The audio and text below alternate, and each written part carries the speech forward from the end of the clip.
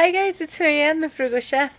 So this is going to be probably a long video. I made a chicken stuffed with mushroom stuffing, and we're going to call it Thanksgiving for two. I hope you like this, guys.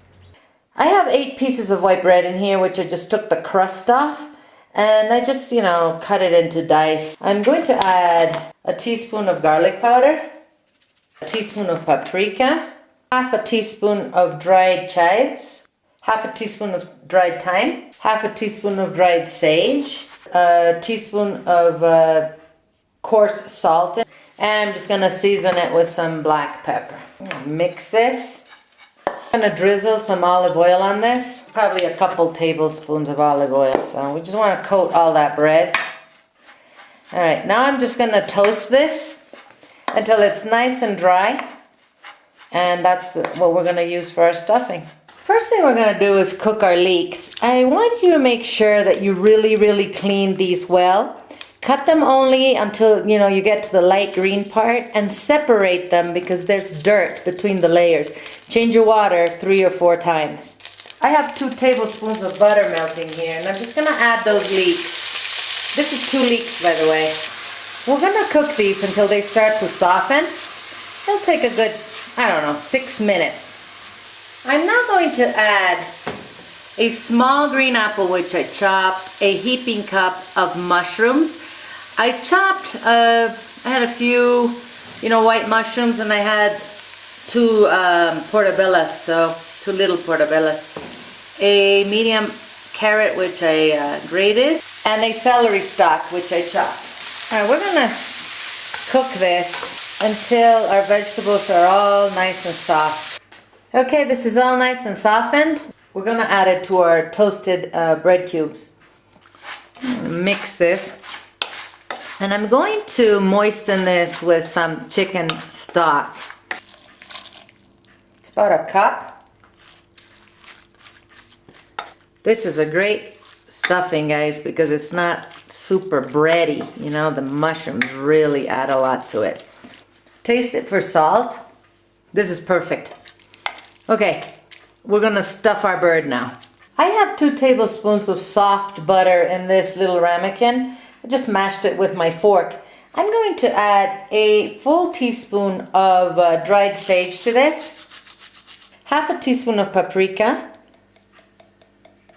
a teaspoon of garlic powder, some black pepper, and some salt. By the way, the butter is unsalted. Just going to mix this until we have a nice sage butter here. Alright, let's get this on our chicken. We're going to cook a 4-pound roast chicken today. What I'd like you to do is to very carefully, with very clean hands, separate the skin from the breast. Try not to break the skin. What we want to do is put some of that sage butter onto the meat. Just like that. So I'm going to rinse my hands. So now I'm just going to add some of that sage butter inside this breast. And I want to spread it nicely onto that meat so it doesn't dry up. Perfect. Now I'm going to spread the rest of the butter onto the skin. You can warm it up a little bit if you want, if it's easier for you to work.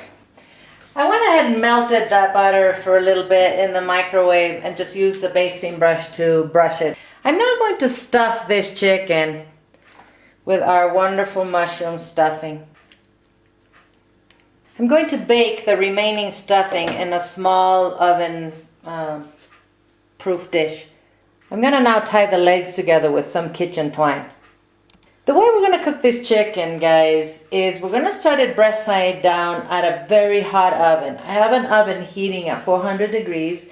We're going to cook it for about 20 minutes with the breast down, and then we'll come back and flip it. While our chicken is in the oven, I'm going to be making some stock for our gravy. I have the chicken neck and head in there, the giblets and the feet. I just put water in there, half a small onion, 4 bay leaves, a celery stalk, like 4 garlic cloves which I smashed, and 1 carrot which I just peeled in half. We're going to let this cook for a while. We want it to get nice and concentrated. So this has been in the oven for 20 minutes. I'm not going to flip this over. I'm reducing the oven to 350.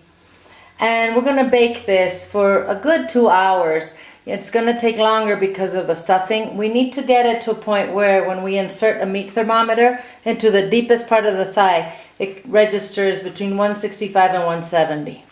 Be careful when you're turning this bird around that you don't lose all your stuffing. One thing I did not say is we're going to baste this with a little more butter, probably in about an hour. So this has been in the oven for about an hour. I'm just going to, I melted a little bit of butter.